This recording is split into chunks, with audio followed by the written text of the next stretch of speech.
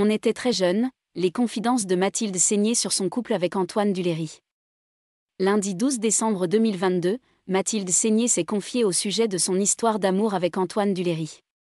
Après s'être rencontrés durant leur jeunesse, les deux acteurs ont tenté une relation qui a vite dérivé sur une belle amitié. Après une pause cinématographique, Mathilde Seigné a décidé de revenir sur le devant de la scène, avec le film Cœur de rocker réalisé par Ida Téché et Luc Bricot en salle le 28 décembre. En plein deuil de son père, l'actrice avait décidé de prendre le large afin de pouvoir se retrouver. J'ai fait une pause pendant un an là. Parce que justement, après le départ de mon père, j'ai eu envie de profiter de la vie, de faire quelque part un deuil parce que je m'étais plongée dans le travail, a-t-elle révélé au micro de France Bleu, le 12 décembre. C'est dans le sud de la France qu'elle a désormais posé ses valises. Là-bas, la sœur d'Emmanuel Seigné s'aère le cerveau. Elle s'est aussi fait de nouveaux amis, loin du 7e article, une volonté assumée par celle qui vient d'une famille de cinéma. Je me suis acheté une maison dans le sud, et je me suis fait tout un groupe d'amis dans le sud que j'adore. Je me sens bien avec ces gens, a-t-elle confié à Audrey Crespo-Mara dans l'émission 7 à 8, dimanche 11 décembre 2022. Antoine Duléry, un ami, un point, c'est tout.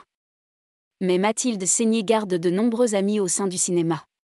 Antoine Duléry compte parmi les plus anciens.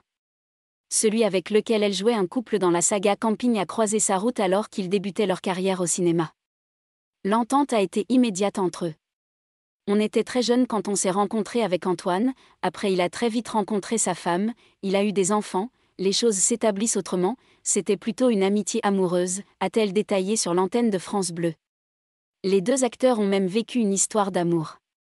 Mais visiblement, ce qui semble leur convenir le mieux c'est d'être amis.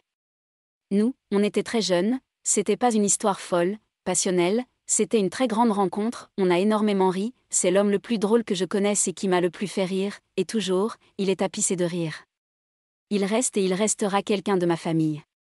Boulette, c'est même pas un ami, c'est comme un frère. J'ai beaucoup de bonnes relations avec mes ex parce que j'ai beaucoup d'ex qui sont très drôles et on a gardé ce rapport de rire, a-t-elle détaillé. Une belle conclusion pour celle qui a besoin de sourire après une période difficile.